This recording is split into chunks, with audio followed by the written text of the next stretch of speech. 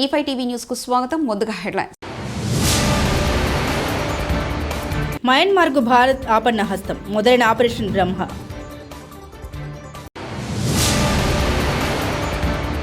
TDP 43వ ఆవిర్భావ దినోత్సవ వేడుకల్లో పాల్గొన్న ముఖ్యమంత్రి Shri Nara Chandrababu Naidu.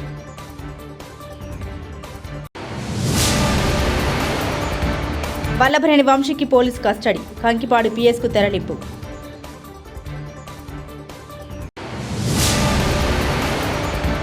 Telangana cyber security bureau నిజంగా సైబర్ పెట్రోలింగ్ చేస్తున్నారా? ఆర్ఎస్ ప్రవీణ్ కుమార్. వరుస భూకంపాలతో మయన్మార్, థాయిలాండ్ దేశాలు అల్లాడుతున్నాయి. రిక్టర్ స్కేల్ మీద ఈ భూకంప తీవ్రత 7.7 పాయింట్స్గా నమోదైంది. భూకంప దాటికి మయన్మార్, థాయిలాండ్ దేశాల్లో పెద్ద పెద్ద భవనాలు, చెట్లు కుప్పకూలాయి. శిథిరాల కింద వందలాది మంది చిక్కుకున్నారు. మరెంతో మంది ప్రాణాలు కోల్పోయారు. ఎక్కడ చూసినా కూలిపోయిన భవనాలు, శిథిరాల కింద నుండి వినిపిస్తున్న కాపాడండి అనే శబ్దాలు, శవాల గుట్టలు కనిపిస్తున్నాయి. ఇప్పటికే థాయిలాండ్ రాజధాని బ్యాంకాక్లో కూడా భూ విలయం విధ్వంసం సృష్టించింది. ప్రభుత్వం, ఆర్మీ సహాయక చర్యల్లో బిజీగా ఉంది. ఇదిలా ఉండగా ప్రకృతి విపత్తులతో అల్లాడుతున్న మయన్మార్ను ఆదుకునేందుకు భారత్ ముందుకొచ్చింది.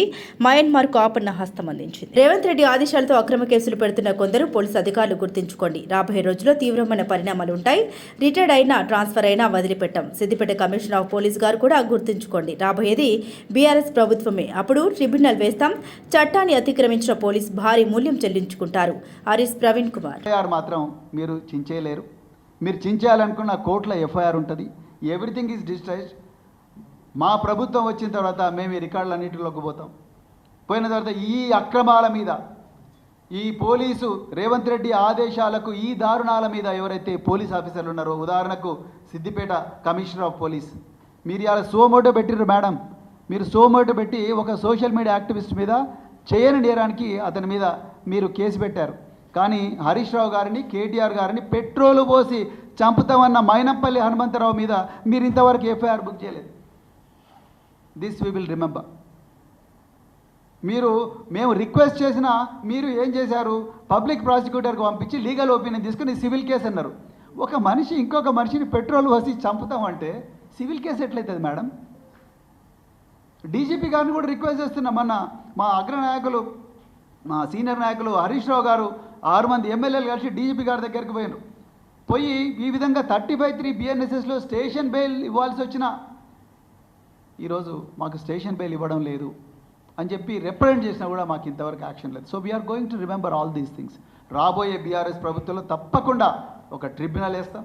ట్రిబ్యునల్ వేసి ఏ అధికారులు అయితే చట్టాన్ని ఉల్లంఘించి రాజ్యాంగం ఇచ్చిన ప్రాథమిక హక్కులు ఆర్టికల్ 14, ఆర్టికల్ 19, ఆర్టికల్ 20, ఆర్టికల్ 21 జీవించే హక్కును హరించే ప్రయత్నం చేసినరో, చట్టం చెప్పకుండా చట్టాన్ని అతిక్రమించి పనిచేసినరో, రేవంత్ రెడ్డి ఆఫీస్ చెప్పిన అక్రమ ఆదేశాలను పాటిస్తూ ప్రజల జీవితాలతో ఆడుకునే ప్రయత్నం చేసినరో, ఆ ఆఫీసర్లు భారీ మూల్యం చెల్లించుకునే ప్రమాదం ఉన్నది.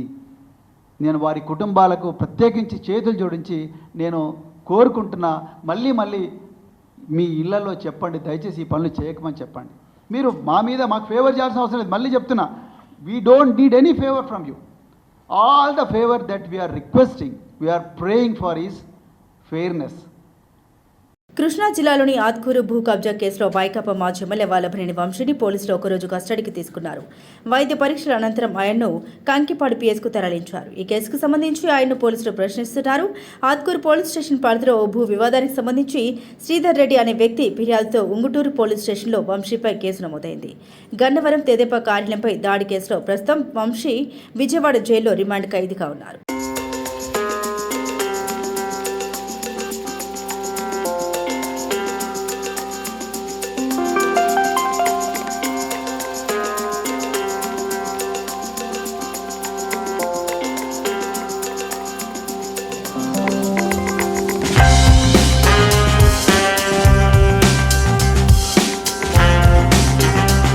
టీడీపీ జాతీయ అధ్యక్షుడు చంద్రబాబు నాయుడు, పార్టీ ప్రధాన కార్యదర్శి, ఐటీ విద్యాశాఖల మంత్రి నారా లోకేష్ టీడీపీ కేంద్ర కార్యాలయానికి చేరుకున్నారు. ఈ సందర్భంగా టీడీపీ కార్యాలయంలో పార్టీ పతాకాన్ని చంద్రబాబు ఆవిష్కరించారు. అనంతరం స్వర్గీయ ఎన్టీఆర్ విగ్రహానికి సీఎం చంద్రబాబు, మంత్రి లోకేష్, రాష్ట్ర అధ్యక్షులు పల్లె శ్రీనివాసరావు నివాళులర్పించారు. ఈ సందర్భంగా చంద్రబాబు నాయుడు మాట్లాడారు. తెలుగుదేశం పార్టీ ఆవిర్భావ దినోత్సవం సందర్భంగా పార్టీ నాయకులు, కార్యకర్తలకు శుభాకాంక్షలు తెలిపారు. పార్టీ నేతలకు అందరికి కూడా తెలుగుదేశం పార్టీ ఆవిర్భావ దినోత్సవంగా శుభాకాంక్షలు, అభినందనలు, శుభాభినందనలు. ఇప్పుడే చాలామంది మాట్లాడారు, పార్టీ విషయాలన్నీ కూడా చెప్పారు. ఒకసారి మనందరం ఆలోచిస్తే 43 సంవత్సరాలు పూర్తి చేసుకుని 44వ సంవత్సరంలో అడుగుపెట్టాం. ఒక మహనీయుడి యొక్క విజన్. మామూలుగా అధికారం కోసం రాలేదు. రాష్ట్రంలో జరిగే పరిస్థితులన్నీ కూడా చూసిన తర్వాత శ్రేయోభిలాషులతో మాట్లాడాలి.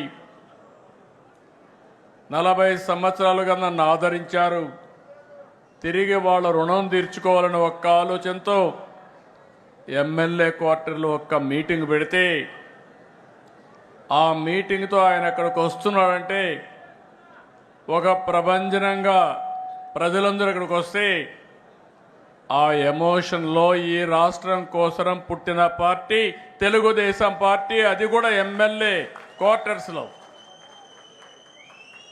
ఒక ఆవేశంలో పుట్టింది. ఒక ఆదర్శం కోసం పుట్టిన పార్టీ తెలుగుదేశం పార్టీ. అదే ఒక సంచలనం, అదే ఒక శక ఆరంభం, అదే ఈ రాష్ట్రానికి ఒక చారిత్రక అవసరంగా మారే పరిస్థితి వచ్చింది. అలాంటి మహనీయుడు పెట్టిన స్ఫూర్తి మనందరిలో ఉంది. ప్రపంచ చరిత్రలో ఇప్పుడు కూడా ఎవ్వరూ ఈ రికార్డు బ్రేక్ చేయలేరు.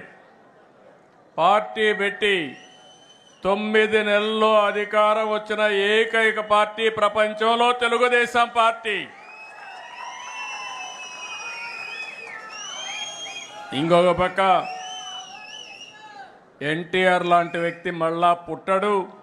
పుట్టాలంటే మళ్ళీ ఎన్టీఆర్ పుడితే తప్ప ఎవరికి ఆ గుర్తింపు రాదని చెప్పి కూడా నేను మీకు తెలియజేస్తున్నా. అంతవరకు రాజకీయాలు చూస్తే ఒక పరిపాలన, పెత్తందారి వ్యవస్థ.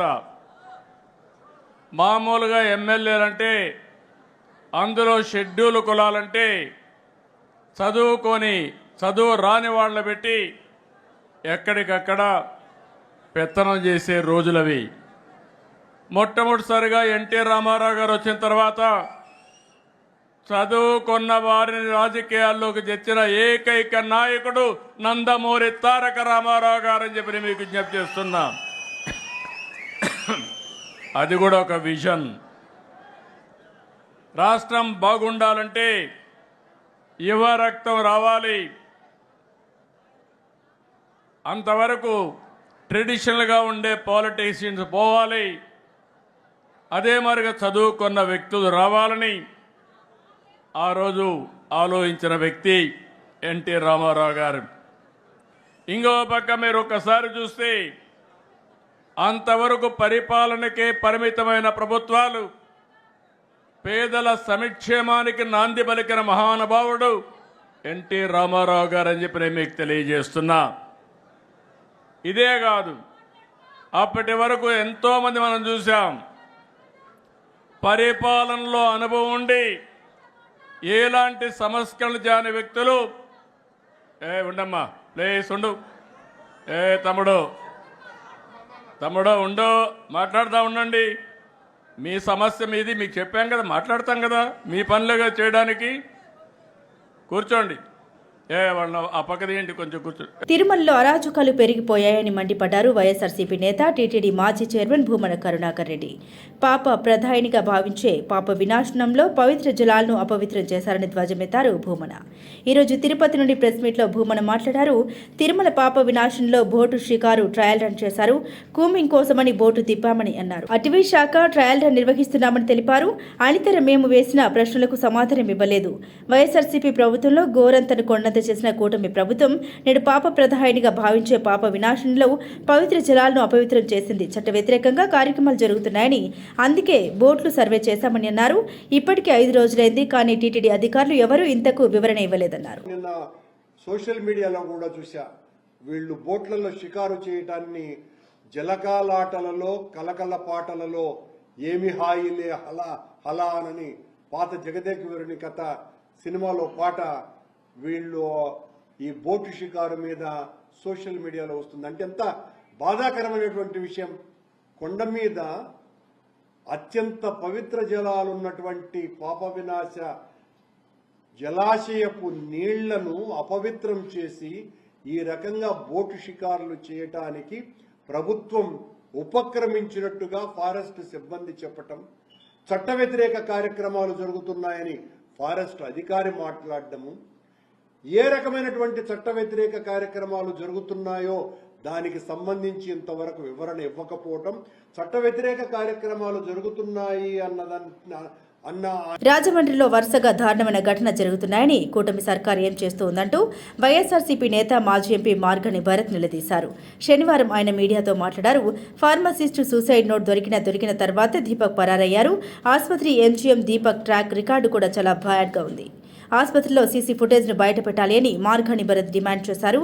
ఆసుపత్రి మేనేజ్మెంట్ ఎందుకు ఎఫ్ఐఆర్లో చేర్చలేదంటూ మార్గాని ప్రశ్నించారు. విద్యార్థిని కొట్టిన ఫోటోలు త్వరలో విడుదల చేస్తామని మార్గాని భరత్ అన్నారు. మొన్న పాస్టర్ ప్రవీణ్ కుమార్ గారు ఆయనది హత్య లేకపోతే యాక్సిడెంటా, ఈ రెండాటిల్లో పోలీస్ డిపార్ట్మెంట్ ఇంకా నిర్ధారించలా. నాకు తెలిసి మరి నిన్నటిదాకా కూడా పోస్ట్ మార్టం రిపోర్ట్లో డాక్టర్స్ కూడా ఇంకా ఏం రకమైన వాళ్ళు అనౌన్స్మెంట్ చేయలే. నేను ఒక అంశం అయితే చెప్తా ఉన్నా, నిజంగా గవర్నమెంట్ యొక్క వైఫల్యము ఎంత కొట్టొచ్చినట్టు కనబడుతుందంటే, సాక్షాత్తు నారా చంద్రబాబు నాయుడు గారి కొడుకు ఆయన రాష్ట్రానికి ఒక మంత్రి కింద వ్యవహరిస్తూ, ఒక గౌరవమైన బాధ్యతల్లో వ్యవహరిస్తూ ఆయన ట్వీట్ చేశాడండి. నారా లోకేష్ గారి ట్వీట్ ఏంటంటే, పాస్టర్ ప్రవీణ్ గారికి హఠాన్ ఏ రకంగా ఇవ్వాలి, పోస్ట్ మార్టం రిపోర్ట్ ఇవ్వకోకుండా, ఇంకా వాళ్ళు అనౌన్స్ చేయకోకుండా అది యాక్సిడెంటా హత్య అనేది మీరు ఏ రకంగా ట్వీట్ చేస్తారు? అంటే మీరు ప్రభుత్వం యొక్క వైఫల్యాన్ని కప్పిపుచ్చే కార్యక్రమం చేస్తూ ఉన్నారా అని అడుగుతా ఉన్నా. ఎంత దారుణం అండి. ఇప్పుడు మనుషుల ప్రాణం అంటే మీకు ఏ రకమైన విలువ ఉంది అని అడుగుతా ఉన్నా. ఇప్పుడు ఆ పాస్టర్ గారు క్రైస్తవులే కావచ్చు, క్రైస్తవులైనా హిందువులైనా ముస్లింలైనా ఎవరైనా మనుషులే కదండి. మరి ఆ మనుషుల యొక్క హత్య జరిగింది అని చెప్పి మొత్తం క్రైస్తవ సంఘాలు అందరూ స్థానిక సంస్థల ఎన్నికల్లో జరిగిన అక్రమాలపై ఈసీ కఠిన చర్యలు తీసుకోవాలని వైఎస్ఆర్సీపీ నేత మాజీ మంత్రి మేరగ నాగార్జున డిమాండ్ చేశారు. వీడియోల రూపంలో సాక్ష్యాలు ఉన్నా ఈసీ ఎందుకు మౌనం పాటిస్తుందని ప్రశ్నించారు మేరగ. ఈరోజు తాడపల్లి వైఎస్ఆర్సీపీ కేంద్ర కార్యాలయం నుండి ప్రెస్ మీట్లో మాట్లాడిన మేరగ, స్థానిక సంస్థల ఎన్నికల్లో అక్రమాలకు వంతపాడిన అధికారులపై కఠిన చర్యలకు తాము డిమాండ్ చేస్తున్నామన్నారు. ఆయన నైజం పూర్తిగా అర్థమవుతా ఉంది. ప్రజాస్వామ్యాన్ని ఎంత అపహాస్యం చేస్తూ ఉన్నారో. చివరికి పోలీస్ యంత్రాంగాన్ని కూడా పూర్తిగా వాడుకొని, అధికార యంత్రాంగాన్ని చేతుల్లో పెట్టుకొని, గుప్పెళ్ళలో పెట్టుకొని ఎన్నికల తంతుని ఎంత నీచంగా వారి వైపు తిప్పుకున్నారో అర్థమవుతూ ఉంది. పోలీసులైతే స్వయంగా వారే కిడ్నాప్ చేసి ప్రభుత్వానికి ఉపయోగపడే విధంగా, అసలు ఎన్నికలు జరుగుతూ ఉంటే అధికార పార్టీ నాయకులు అధికారులు కలిసి ఎన్నికల్లో వాళ్ళ వారిని గెలిపించుకోవటం కోసం జరుగుతున్న కుతంత్రాలు కానీ, ఇకపోతే వైఎస్ఆర్ కాంగ్రెస్ పార్టీ వాళ్ళ అభ్యర్థి కోసం, మా అభ్యర్థి కోసం చేతులెత్తితే ప్రజాస్వామ్యం ఎంత విఘాతం కలుగుతూ ఉందో, ఎత్తిన చేతులను లాగి స్వయాన మహిళలను కూడా చూడకుండా దించేసి భయపెడితే వారి మీద మినిమం చర్యలు లేవు. ఎందుకంటే ఆంధ్రప్రదేశ్లో ఇంత దారుణాలు ఈ చీకటి రోజులు వస్తాయని ఎవరు ఊహించలా. ఎన్నికలు ఎలా నిర్వహిస్తున్నామంటే, ఈ దేశంలో ప్రజాస్వామ్యం ఉందా, ఉంటే ఎందుకు ఇలాంటి ఎన్నికలు జరుగుతూ ఉన్నాయి, ఇలా జరుగుతూ ఉన్నారు, అప్రజాస్వామ్యంగా అనిపిస్తూ ఉంది. మయన్మార్కు భారత్ ఆపన్న హస్తం, మొదలైన ఆపరేషన్ బ్రహ్మ.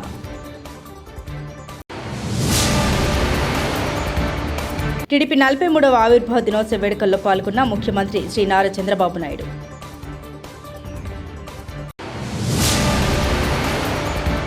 వల్లభనేని వంశీకి పోలీస్ కస్టడీ, కంకిపాడు పిఎస్కు తెరలింపు.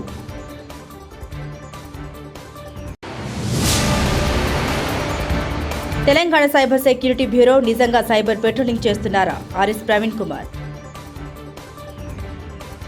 ఇవి బులెటిన్ విశేషాలు. చూస్తూనే ఉండండి E5 టీవీ న్యూస్.